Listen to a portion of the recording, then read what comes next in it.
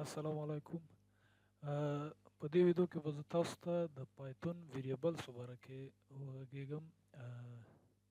دا یو w3school.com دا یو ویب سایټ ده چې زه تاسو ته ریکمنډ کوم. کولی شئ د ده د لارې خپل درسونه د پایتون په صحیح توګه زده کړئ. نو پایتون ویریبلز ویریبل خپله څه شی دی؟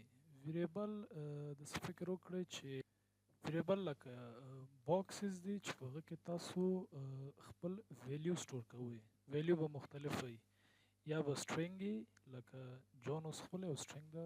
سټرینګ موږ همیشه په ډبل کوټ یا سنګل کوټ کې سیف کوو. یا به ویریبل نمبر وي، همداسې ډیسیمل وي یا به فلوټ وي. په پایتون کې د ویریبل ډیکلیئر کولو دپاره موږ څه اضافه هغه ته ضرورت نه لرو. لکه جاواسکرپټ چې کله موږ غواړو ویریبل ډیکلیئر کړو، نو د ویریبل نه مخکې یو وار لیکو، وی ای آر، بیا وروسته د ویریبل نوم لیکو.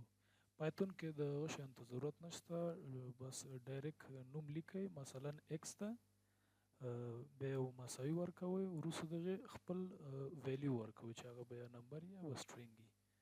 نو پایتون کې ویریبل په دې رقم ډیکلیئر کیږي. موږ به یو مثال ته کار کوو. مثلا وی مساوي کیږي 5 سره،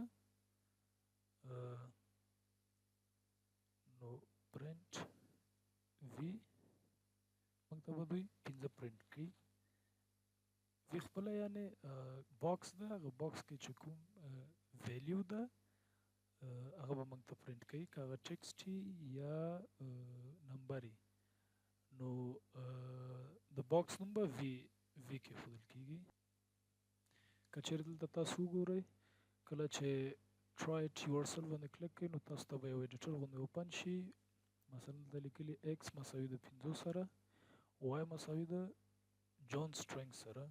نو که موږ ووایو چې دلته لومړی ځل کې 5 بیا جان پرنټ شوی ده، که وغواړو چې ایکس مساوي 15 کړو یا سټرینګ مساوي د مور سټرینګ سره کړو، نو کله چې دا رن کړو نو موږ ته به دا پرنټ شي.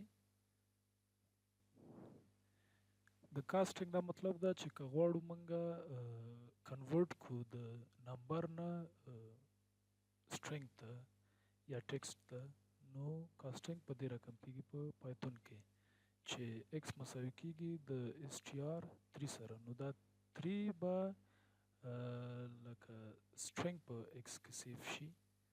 په همدې رقم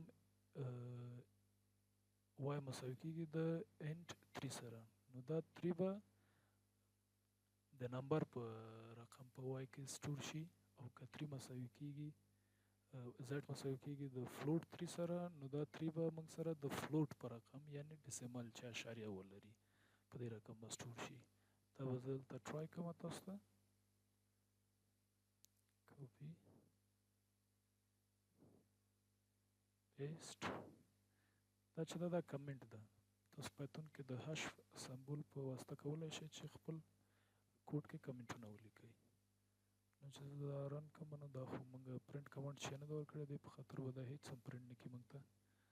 بیا به زه پرنټ ورکړم، پرنټ ایکس، دا به موږ ته 3 as a text پرنټ کړي. پرنټ وای،